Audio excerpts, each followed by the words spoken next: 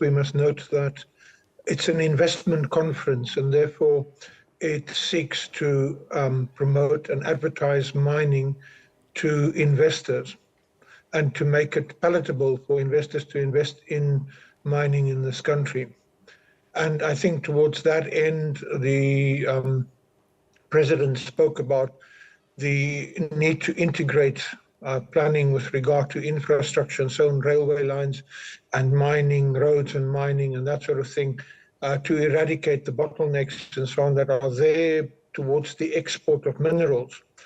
He also indicated in his speech that he's calling for a shortening of the EIA, the environmental impact assessment periods and the environmental management plans, to be made easier for mining companies so as to further attract investment. And of course, he also dealt extensively with what he refers to as illegal mining and the need to police illegal mining. This comes on top of the speech by the Department of Mineral Resources Minister Gwede Mantashe yesterday about the availability of energy and the problem of load shedding, which is causing huge problems for the economy of the country. So that is what they say. But my problem with the mining Indaba is this: there are no affected communities present in that Indaba. It's too expensive for them to be there. There are no civil society organizations that are independent that are present in that mining Indaba. It's too expensive for them to participate. The public are not present in that mining Indaba because really it's exclusive for very wealthy investors. And so it is not really a discussion of mining in general. It's really a discussion of why big multinational corporations should invest in South Africa. Now, I have a number of very serious problems with regard to that conference. In essence, it's about giving over our minerals for export to foreign multinational corporations. Our manganese down to Kucha, our coal and iron to Saldanha Bay and Richards Bay and so on. It's not really about how do we use our mineral endowment in this country to address the challenges that are faced by this country, the challenges of inequality and unemployment. The President spoke about mines creating jobs, but in actual fact, it's not true. What we are seeing is that there's a decline in gold mining in this country, extensively so. And the workers who used to work in the gold mines migrate to the platinum mines. And when those go down, the same workers will migrate to coal mines. And when coal mines start closing down, the same ones will migrate to manganese mines. You have this migration force of labor that is moving throughout the country. And the surplus of that migration force, who very often cannot even afford to go back to the labor sending areas in the Eastern Cape or in Zimbabwe or Mozambique or Lesotho or Swaziland, very often end up as small-scale artisanal miners or so-called zamazamas, which both the President and the Minister of Mining consider to be criminal.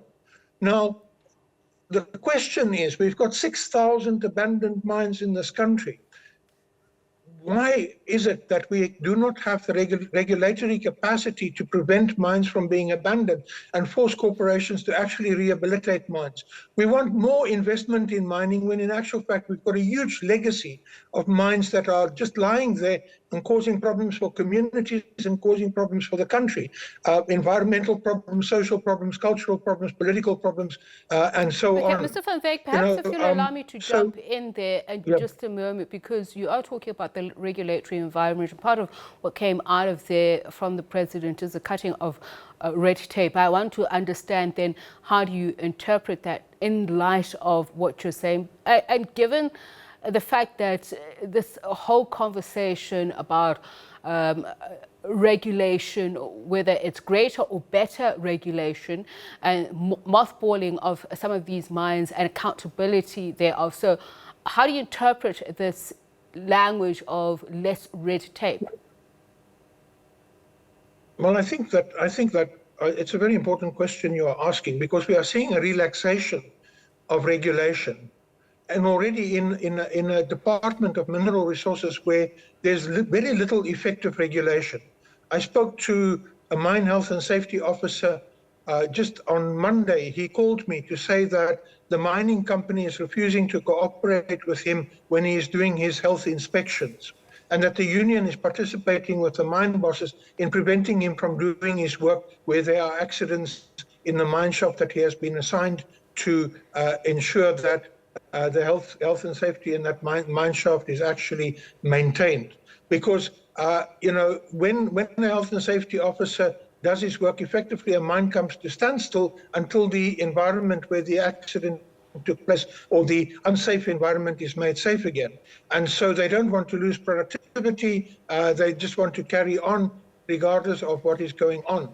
Now, if we talk about environmental impact assessments and things like that, for example, the Jagersfontein mine tailings disaster happened exactly because of poor environmental management planning.